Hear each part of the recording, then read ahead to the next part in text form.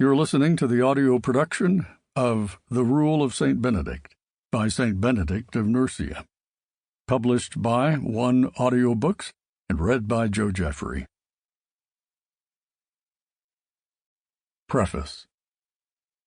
More than 1,300 years have passed away since the founder and father of Western monachism gave to the world, from the solitude of Monte Cassino, the code of religious life, which the consensus of Christian centuries has stamped with the distinctive title of the Holy Rule.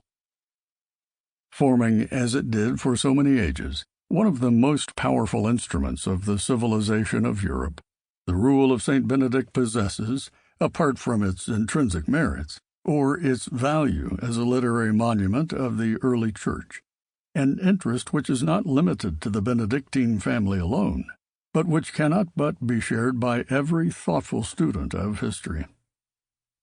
The English version here presented, which has been undertaken in compliance with the demand for a new translation of the Holy Rule, will be found, it is hoped, to have at least the merit of faithfully rendering the original text. It has been the translator's aim, at the same time, to preserve as far as possible the simplicity of style which, next to the supernatural wisdom that illuminates every page, is perhaps the most striking characteristic of the Holy Rule. The Latin text adopted, which will be found to differ slightly from that of recent English editions, was first printed in 1659 by D. Augustine de Ferraris, a monk of Monte Cassino, from the most ancient and authentic manuscripts in the archives of that venerable monastery. The text in question, since reprinted in the Florilegium Bibliotheca Consciensis, has been carefully collated throughout with a manuscript copy of the Rule and commentary of Bernard of Monte Cassino, dating from the 13th century, and in the possession of Fort Augustus Abbey. Variations of any special interest are noted.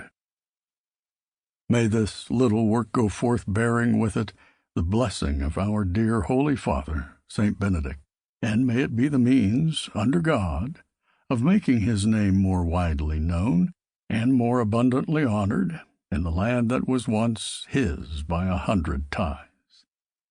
St. Benedict's Abbey, Fort Augustus, N.B., Solemnity of our Most Holy Father, St. Benedict, 1886.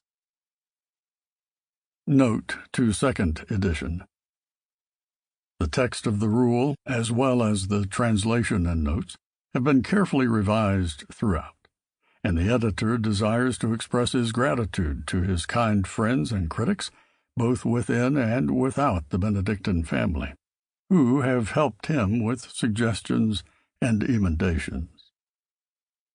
As the scope of this little book is devotional rather than critical, it has been thought unnecessary to reprint the few variations in the Latin text which were given as marginal notes in the former edition. DOHB, Oxford, 1906. Prologue of our Most Holy Father St. Benedict to his Rule. Hearken, O my son, to the precepts of thy Master, and incline the ear of thine heart.